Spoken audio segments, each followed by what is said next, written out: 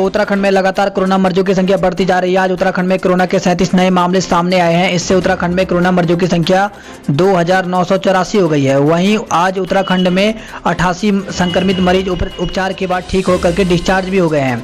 तो शाम की हेल्थ बुलेटिन के अनुसार उत्तराखंड के अल्मोड़ा में 1, देहरादून में 1, नैनीताल में 17, पौड़ी में 1, पिथौरागढ़ में 1 और उधम सिंह नगर में 16 कोरोना पॉजिटिव मरीज मिले हैं। इसी के साथ आज उत्तराखंड में एक और कोरोना संक्रमित की मौत हो गई है। ये 42 साल का बताया जा रहा है। तो इस प्रकार से अगर देखें तो उत्तराखंड में कुल मरीजों की संख्या 2984 हो गई है, जबकि 2432 लोग ठीक भी हुए हैं। 510 केस एक्टिव हैं, जबकि आज एक और 42 साल के व्यक्ति की मौत हो गई है, जिससे मौतों का आंकड़ा भी बढ़ करके 42 हो गया है। तो अल्मोड़ा में कोरोना मरीजों की संख्या 182 हो गई है, बागेश्वर में 83, चमोली में 74, चंपावत में 57, देहरादून में 713, हरिद्वार में 315, नैनीताल में 513, पौड़ी गढ़वाल में 143, पिथौरागढ़ में 66, रुद्रप्रयाग में 66, टिहरी गढ़वाल में 420, उधम सिंह नगर में 277 और उत्तरकाशी में कोरोना के 75 मामले हो गए हैं। और वहीं खबर आई है कांवड़ यात्रा रोकने की तैयारियों में जुटा है पुलिस प्रशासन। बॉर्डर किए जाएंगे सील। तो कांवड़ यात्रा शुरू होने से पहले ही हरिद्वार के नारसंग बॉर्डर और श्यामपुर के पास चिड़ियापुर बॉर्डर को पूरी तरह से सील किया जाएगा। ऐसे में कोई भी कांवड़िया हरिद्वार में प्रवेश नहीं कर सकेगा। साथियों, इस वर्ष कांवड़ मेला 6 जुलाई से शुरू हो रहा है, किंतु आप सभी जैसा अवगत हैं 20 जून को माननीय मुख्यमंत्री उत्तराखंड, माननीय मुख्यमंत्री यूपी एवं माननीय मुख्यमंत्री हरियाणा के बीच वीडियो कॉन्फ्रेंस हुई थी और कोरोना की वजह से इस वर्ष ये निर्णय लिया गया है कि इस वर्ष कांवड़ मेला जो है हरिद्वार तक कांवड़िए नहीं आने दिए जाएंगे। आप सभी जानते हैं उत्तराखंड पुलिस हमेशा कांवड़ियों के लिए बहुत ही अच्छे इंतजाम करती है, उनका स्वागत करती है, पूरी तैयारी करती है। किंतु जिस तरह की बीमारी कोरोना है उसको देखते हुए सोशल डिस्टेंसिंग बहुत ज़रूरी है। कांवड़िए करोड़ों की संख्या में हरिद्वार आते हैं और उनके आने से ये सोशल डिस्टेंसिंग बनी रहना असंभव है। इसीलिए ये निर्णय लिया गया है कि इस बार कांवड़ यात्रा हरिद्वार में स्थगित रहेगी। तो मेरा सभी से अनुरोध है कि कृपया करके इस वर्ष अपने अपने गृह जनपद या गृह गांव या अपने शहर में ही वहीं से अपना शिवालयों में जल चढ़ाएं और कृपया करके हरिद्वार न आएं, क्योंकि अगर आप आते हैं तो परेशानी का सामना करना पड़ेगा।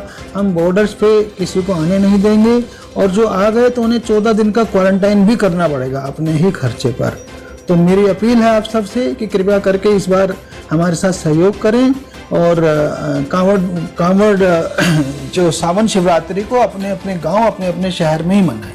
तो उत्तराखंड में प्राथमिक शिक्षक भर्ती को लेकर के हाई कोर्ट में सुनवाई लगातार जारी है, लेकिन इसके बावजूद भी कोई भी यहां पर निर्णय नहीं लिया जा सका है। तो आज भी उत्तराखंड में प्राथमिक शिक्षक भर्ती को लेकर के कोई भी फैसला नहीं आया।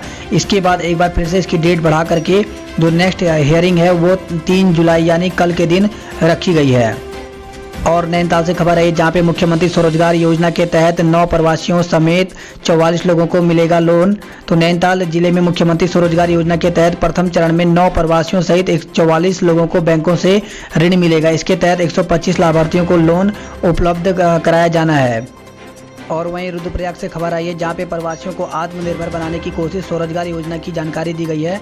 तो रुद्रप्रयाग से खबर है जहां पे उत्तराखंड सरकार की प्राथमिकता प्रवासियों के लिए प्रदेश में रोजगार के अवसर पैदा करना है, ताकि इन्हें दोबारा रोजगार के लिए बाहर न जाना पड़े। इसके लिए ग्राम पंचायत स्तर से लेकर के जिला स्तर तक कार्यशाला का आयोजित किया जा रहा है।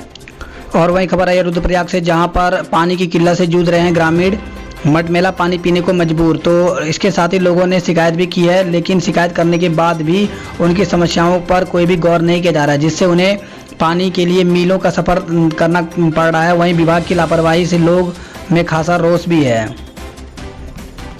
और बड़ी खबर आई है सरकार का बड़ा फैसला, इस विभाग में नई भर्ती पर रोक। तो रेलवे ने नई भर्तियों पर रोक लगाने का ऐलान किया है। पिछले 2 साल के दौरान सृजित किए गए नए पदों की भी समीक्षा की जाएगी। साथ ही 50% पदों को सरेंडर भी किया जाएगा। रेलवे बोर्ड, रेल मंत्रालय और भारत सरकार की तरफ से जारी बयान में कहा गया है कि अगले आदेश तक नए पदों के लिए बहाली नहीं होगी। हालांकि सुरक्षा संबंधी पदों पर बहाली को लेकर के छूट दी गई है। तो इस प्रकार से ये आदेश जारी किया गया है। रेलवे बोर्ड, रेल मंत्रालय और भारत सरकार की तरफ से जारी बयान में कहा गया है कि अगले आदेश तक नए पदों की बहाली नहीं होगी। हालांकि सुरक्षा संबंधी पदों पर बहाली को लेकर के छूट दी गई है। पिछले 2 सालों के दौरान सृजित किए गए पदों का रिव्यू करेगा। अगर इन पदों के लिए अभी तक रिक्रूटमेंट नहीं की गई है, ऐसे में या तो पूरी वैकेंसी कैंसिल कर दी जाएगी या फिर सुरक्षा संबंधी पदों को छोड़कर केवल 50% ही बहाली की जाएगी।